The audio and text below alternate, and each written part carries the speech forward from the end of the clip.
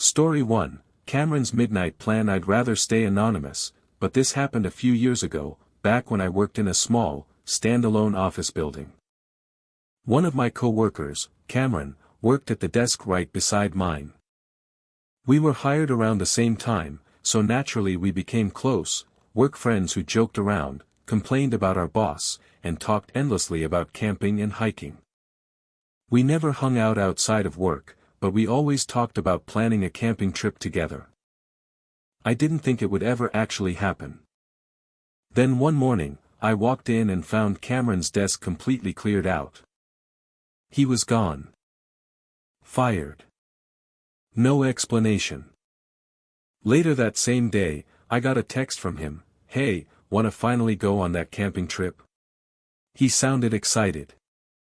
And honestly, I felt bad for the guy. I figured if I didn't go, I might never see him again. So I agreed. We met a week later at a forest trailhead 2 hours west of the city. He looked thrilled to see me, overly thrilled, but I wrote it off as him needing a friend. Right away though, something felt different about him. Not dangerous. Just off. He wasn't as open as he had been at work. He avoided questions.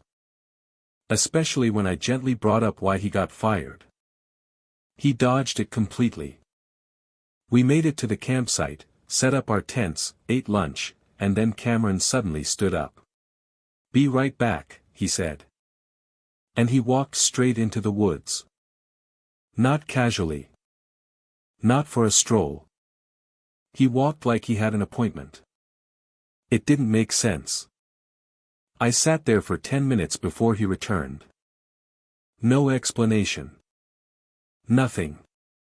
We went back to talking, and an hour later, he did it again. He stopped mid-sentence, stared into the trees, and just walked off. This time, something cold rolled through my stomach. I stared at the spot he'd been looking at, expecting to see something, anything. But there was nothing but forest. He returned 10 minutes later. When I asked where he went, he paused, thinking, then said, "Nowhere." No further explanation. Even then, I tried to shake it off. I'd known Cameron for half a year. One weird day wasn't enough to make me paranoid. We talked by the fire that night, then headed to bed. I fell asleep easily. But in the middle of the night, my eyes opened. No noise. No reason.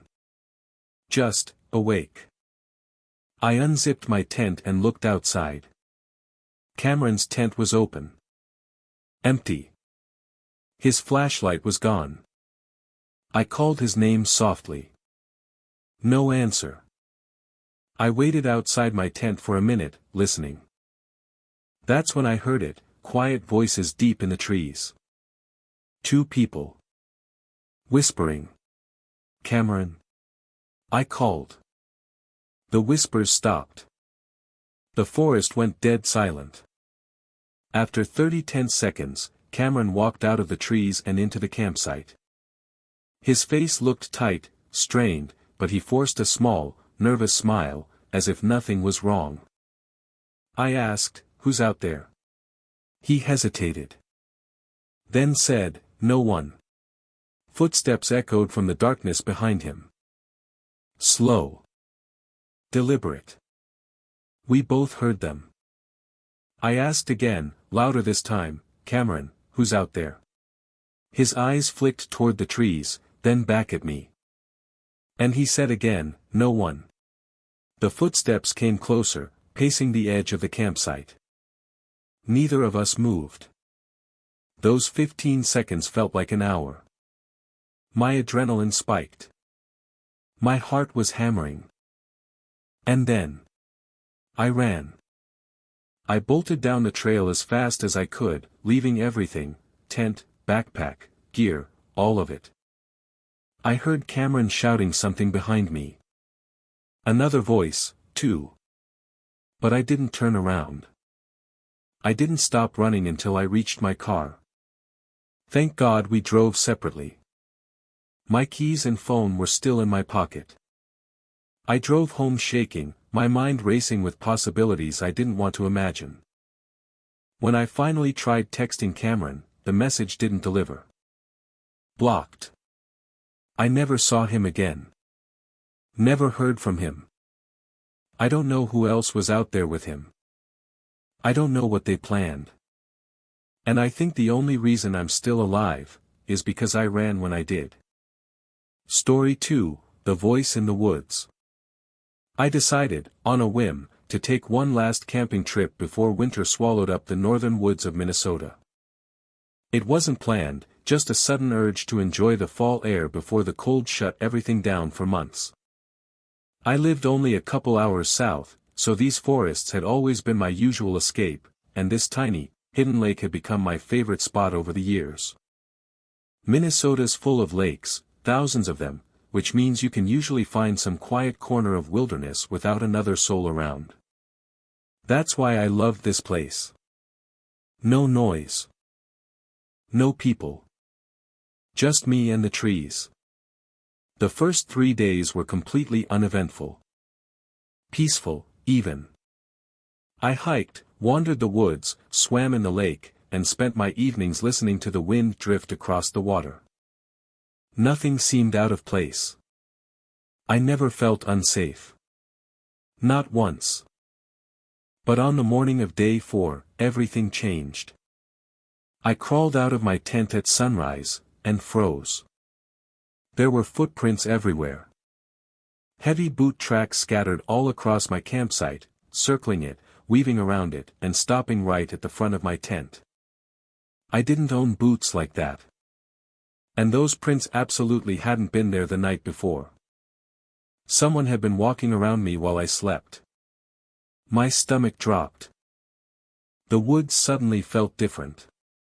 Wrong. I spent the entire morning combing the area, the shoreline, the forest, even the trail leading back toward the road. Nothing. No sign of anyone. It wasn't that another person had shown up. That wouldn't bother me. It was how they showed up, in the middle of the night, and silently explored the entire area, including standing inches away from where I slept. And then just, disappearing. No tent. No gear. No campsite. No reason. It didn't make sense. Leaving crossed my mind, but this was my last trip of the year, and besides, I didn't see or hear anything else that day. Whoever it was seemed long gone. Maybe they just expected the lake to be empty and didn't want to share it. I tried to convince myself it was nothing. That evening, I sat beside my fire as the sun disappeared. I'd mostly settled down from the morning's uneasiness. I wrapped myself in my winter jacket, leaned back in my chair, and let myself drift into that half-asleep state where you're aware, but barely. That's when it happened. A voice called my name. My eyes snapped open, and every muscle in my body locked up. I shot upright, scanning in all directions, but the woods were quiet, untouched, exactly the same as before. Had I dreamed it? Was it just my brain mixing sleep and reality? It felt so real, too real.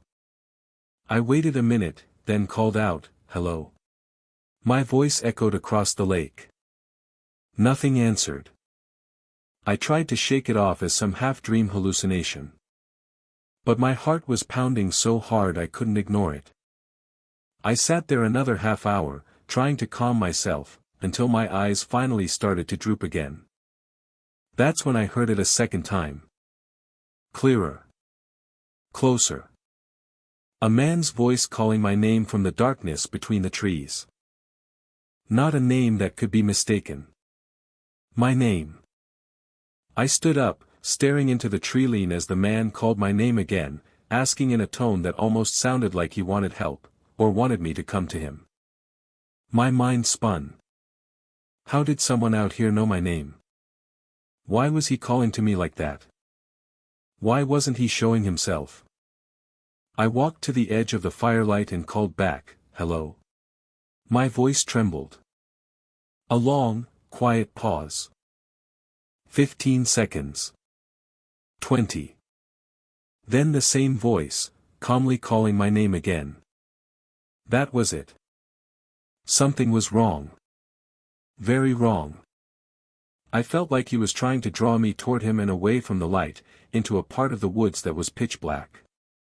No chance. I backed away and began packing my things, hands shaking. The fire had burned almost completely down, so breaking down camp in the dark felt impossible. Every few seconds, I stopped to listen, footsteps crunching in the leaves, the voice drifting closer, slow, steady, patient. Whoever he was, he knew what he was doing.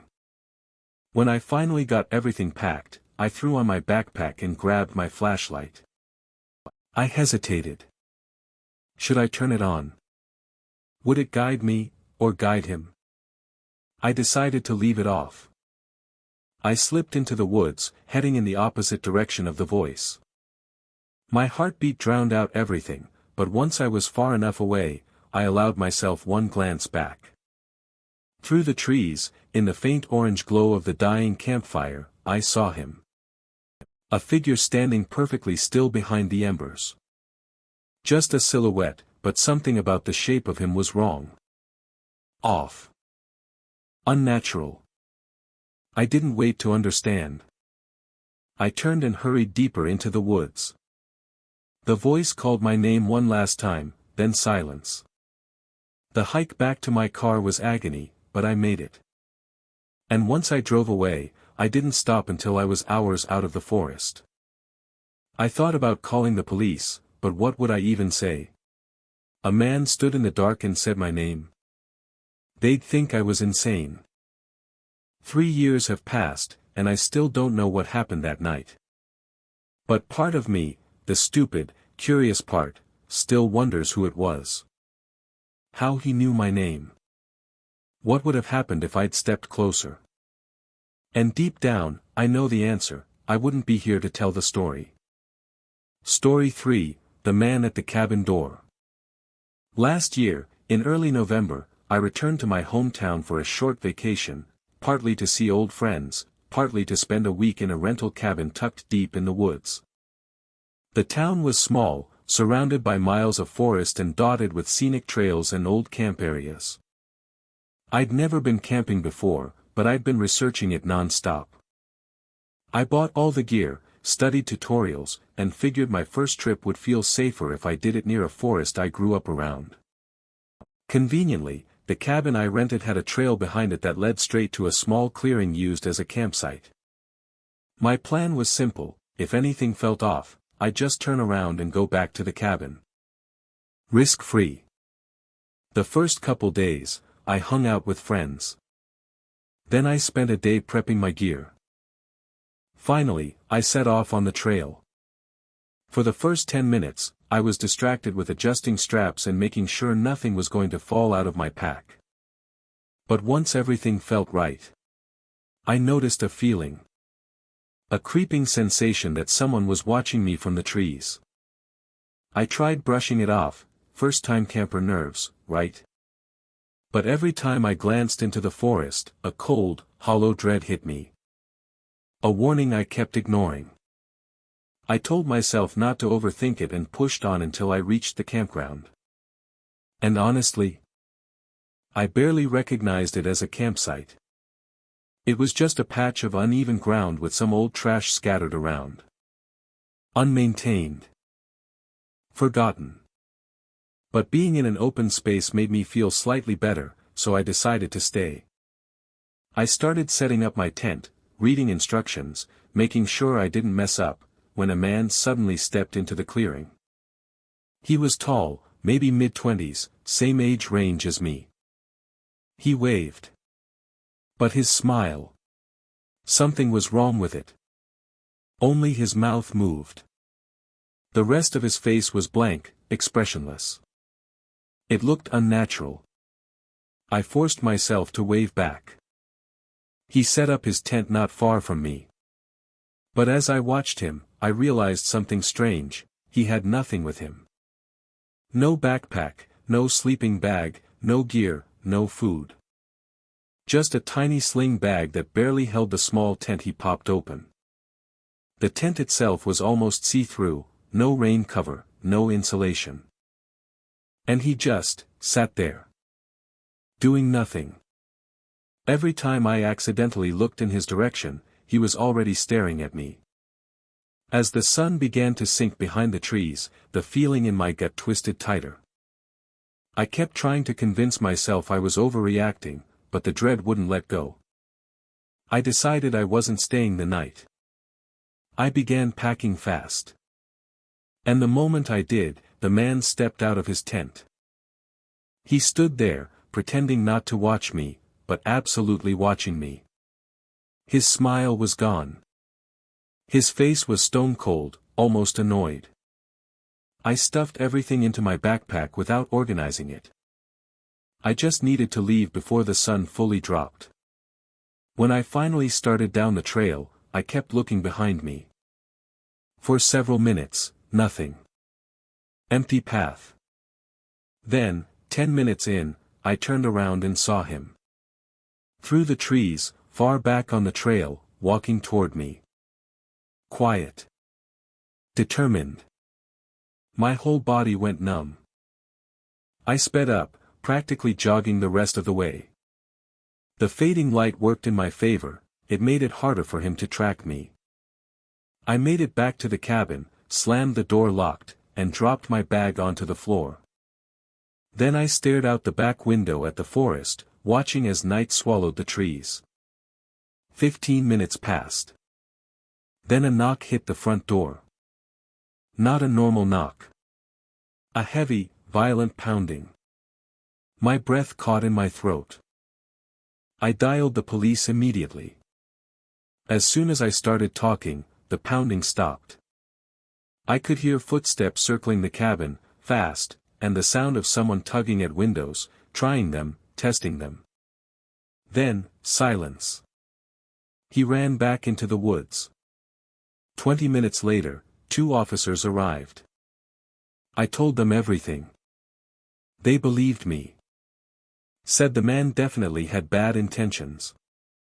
But finding him? Impossible. His tent was gone when they checked the campsite.